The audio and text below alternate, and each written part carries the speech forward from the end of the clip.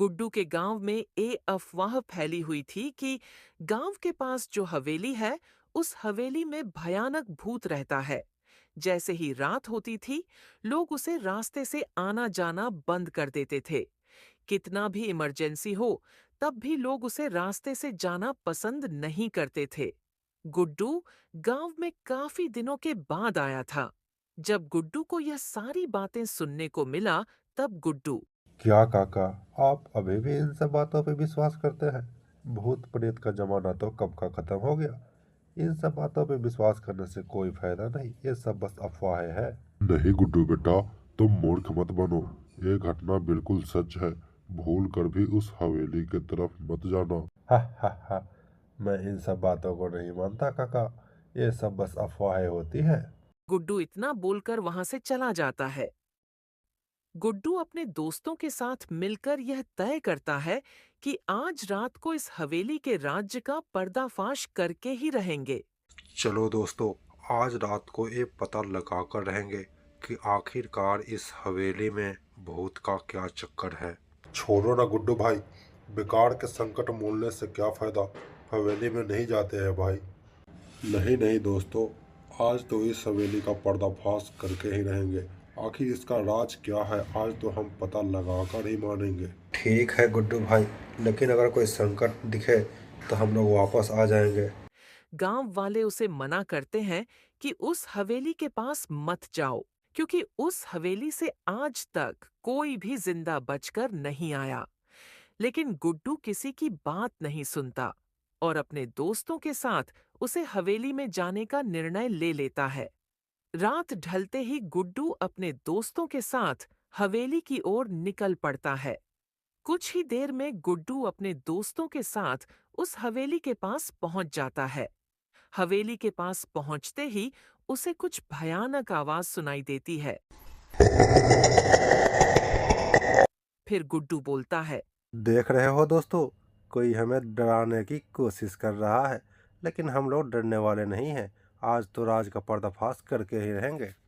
गुड्डू के दोस्त उसे मना करते हैं कि छोड़ो यार, हवेली में नहीं जाते हैं। फिर भी गुड्डू नहीं मानता और हवेली के अंदर घुस जाता है।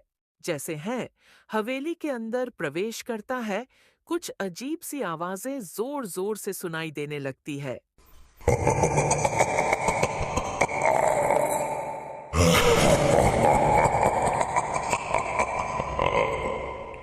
गुड्डू के दोस्त काफी घबरा जाते हैं और बार बार गुड्डू को मना कहते हैं कि चलो गुड्डू यहाँ से चलते हैं। लेकिन गुड्डू कहाँ किसी का सुनने वाला था। वह बोलता है, बेकार में तुम लोग डरो मत दोस्तों, बस हमें कोई डराने की कोशिश कर रहा है। भूत ऊत कुछ नहीं होता। फिर गुड्डू अपने दोस्तों के साथ हवेली के एक कमरे में जाता है। कमरे में जाने के बाद देखता है कि वहां पर काफी अंधेरा है। जैसे ही गुड्डू कमरे में जाता है, कमरे का दरवाजा अचानक से बंद हो जाता है। अब गुड्डू को भी डर लगता है कि अचानक से दरवाजा बंद कैसे हो गया। गुड्डू और उसके दोस्त काफी जोर जोर से चिल्लाने लगते हैं। कौन है वहाँ? दरवाजा खोलो। मजाक करना बंद करो। कौन है? दरवाजा खोलो, दरवाजा खोलो, दरवाजा खोलो। गुड्डू के पीछे से कुछ खिसकने की आवाज सुनाई देती है। गुड्डू और उसके दोस्त जब पीछे मुड़ते हैं, तो देखते हैं कि वहां पर कोई नहीं है। अब गुड्डू को भी थोड़ा बहुत डर लगने लगता है। फिर भी गुड्डू साहस करके बोलता है। कौन है वहाँ? सामने आओ, मुझे डराना बंद करो। फिर एक भयानक भूत प्रकट हो जाता है और जोर जोर से हंसने लगता है। वह भूत गुड्डू को पकड़ लेता है। जैसे ही वह भूत गुड्डू को पकड़ता है, गुड्डू के दोस्त वहां से भाग निकलते हैं। अगले दिन सवेरे जब गुड्डू के दोस्त सभी गांव वालों को यह बताते हैं कि गुड्डू को भूत ने पकड़ लिया और शायद उसे मार भी दिया होगा, तभी इतने में गुड्डू वहां आ जाता है। गुड्डू के देखकर लोग बोलते हैं कि भूत आ गया और वहां से भागने लगते हैं। भागो रे भाई, भागो। गुड्डू के भेष में गांव में भूत आ गया है, क्योंकि उस हवेली में जो गया वो आज तक जिंदा नहीं बचा। तो ये कैसे बच के आ गया? ये गुड्डू नहीं, गुड्डू के भेष में कोई भूत है। भागो गांव वालों, अपने घरों से निकलो मत, सब लोग घरों में छुप जाओ। गांव में हर तरफ ये चर्चा होती है कि गुड्डू भूत है, वह तो जिंदा बच ही नहीं सकता। तो फिर वापस कैसे आ गया? काकी, अपने घरों से बाहर निकलना बंद करो, क्योंकि गुड्डू के भेष में गांव में भूत आ गया है। सभी लोग काफी डरे हुए होते हैं। फिर गुड्डू का एक दोस्त श्याम साहस करके गुड्डू के पास पहुंचता है और बोलता है कि तुम वहां से आखिर बचे कैसे? तुम्हें तो भूत ने पकड़ लिया था। तब गुड्डू उस दिन की सारी घटना बताता है। भूत जी, मुझे माफ़ कर दो, मुझसे बहुत बड़ी गलती हो गई। मुझे यहाँ नहीं आना चाहिए था। मैं बेवकूफ़ हूँ जो यहाँ आ गया। मूर्ख इंसान, तुमने यहाँ आके बहुत बड़ी गलती की है। आज मैं तुझे जिंदा नहीं छोड़ूंगा, तुझे मार कर खा जाऊंगा। हा हा हा हा। नहीं नहीं भूत जी, मुझे माफ़ कर दो, मुझे मत मारो, मुझे मत मारो। इतना बोलकर गुड्डू बेहोश होकर जमीन पर गिर पड़ता है और भूत गुड्डू को मारने के लिए आगे बढ़ता है। जैसे ही वह गुड्डू के नजदीक जाता है, उसे ऐसा महसूस होता है गुड्डू कोई अपना ही है। ये क्या? मुझे ऐसा क्यों लग रहा है कि गुड्डू कोई अपना ही खून है? फिर वह गुड्डू को उठाता है। कौन हो तुम? मुझे ऐसा क्यों लग रहा है कि तुम मेरे ही किसी परिवार का सदस्य हो? फिर गुड्डू अपना परिचय देता है और वह भूत गायब हो जाता है। फिर श्याम जाकर सभी गांव वालों को यह बताता है कि गुड्डू कोई भूत नहीं है और साधारण इंसान ही है, जैसा पहले था। और गांव वालों को उस रात की सारी घटना बता देता है। फिर गांव वाले गुड्डू को काफी तारीफ करते हैं, क्योंकि वह भूतिया हवेली से भूत को मुक्त कर दिया था। तो बेटा ने बहुत ही बढ़िया काम किया है। भूतिया हवेली से भूत को मुक्त कर दिया है। अब गांव सदा के लिए इस संकट से मुक्त हो गया है। अब डरने की कोई बात नहीं है। अब गांव के लोग उसे रास्ते से आने जाने से डरते नहीं थे और गांव में खुशी का माहौल उत्पन्न हो जाता है। फिर अचानक से एक दिन जब रामू काका वहां से गुजरते रहते हैं, तो फिर बहुत ही भयानक आवाजें सुनाई देती हैं। रामू काका वहां से डरते हुए भाग जाते हैं। रामू काका अगले दिन सुबह सारे गांव वालों को यह बात बताते हैं कि भूतिया हवेली के पास अजीब सी आवाज सुनाई दे रही थी। तब सभी गांव वाले बोलते हैं। ये आप क्या बोल रहे हैं काका?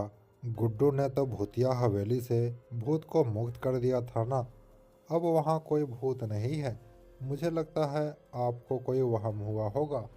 और फिर सभी गांव वाले वहां से अपने अपने घर चले जाते हैं।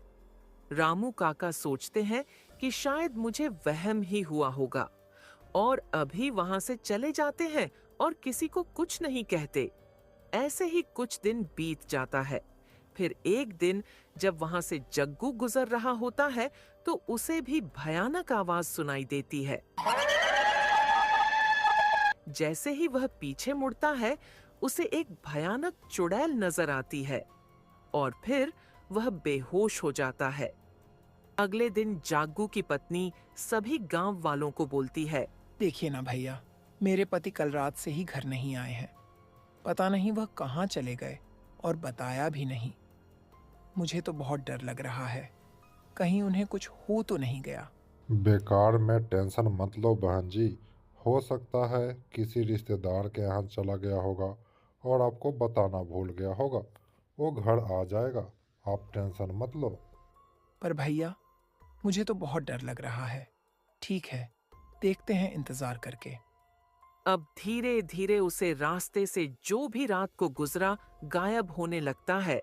अब सारे गांव में फिर से यह सनसनी फैल जाती है कि उस भूतिया हवेली के पास फिर से कोई भूत आ गया है और सारे लोगों को गायब कर रहा है। सभी गांव वाले गुड्डू के साथ मिलकर एक तांत्रिक को बुलाते हैं। तांत्रिक आता है और उस हवेली के पास जाता है। उस हवेली के पास पहुंचते ही तांत्रिक को यह आभास हो जाता है, इस हवेली में एक चुड़ैल का साया है। तांत्रिक यह बात गांव वालों को बताता है। सुनो गांव वालों, इस हवेली में एक बहुत ही भयानक चुड़ैल आ गई है और वही गांव के सारे लोगों को गायब कर रही है। आखिरकार इस समस्या का कोई तो समाधान होगा ना तांत्रिक जी। कोई भी उपाय करके इस चुड़ैल को यहाँ से भगाइए, ताकि गांव के लोग को कोई परेशानी ना हो और सब लोग सुरक्षित रहे। ठीक है गांव वालों, मैं उस चुड़ैल का कोई ना कोई उपाय करता हूँ। अगले दिन वह तांत्रिक और गुड्डू उसे हवेली में पहुंचता है तो देखता है कि हवेली के एक कमरे में गांव के वह सारे लोग जो कि गायब हुए थे वहीं पर बेहोश पड़े हुए हैं। ये देखिए तांत्रिक जी, इस चुड़ैल ने इन सभी लोगों को यहीं पर रखा हुआ है और पता नहीं इन लोगों के साथ क्या किया है।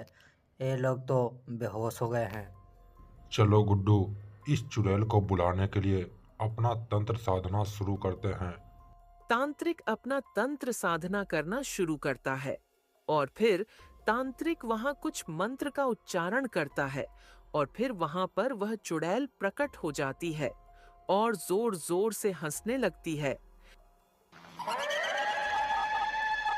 ए तांत्रिक, तुम लोग यहाँ से चले जाओ, नहीं तो मैं तुम दोनों को मार डालूंगी। ऐ चुड़ैल, तुम इस हवेली को छोड़कर सदा के लिए चली जाओ, नहीं तो ये तुम्हारे लिए अच्छा नहीं होगा। मैं यह हवेली छोड़कर कहीं नहीं जाने वाली। यह हवेली मेरा ही घर है और मुझे कोई यहाँ से भागा नहीं सकता। तो ठीक है, फिर तुम अपने अंत के लिए तैयार हो जाओ। फिर तांत्रिक कुछ मंत्र बोलता है और चुड़ैल पर फेंकता है। चुड़ैल वहीं पर जलकर राख हो जाती है और फिर तांत्रिक और गुड्डू जाकर सभी गांव वालों को बताते हैं, इस हवेली से इस चुड़ैल को हमने मुक्त कर दिया है।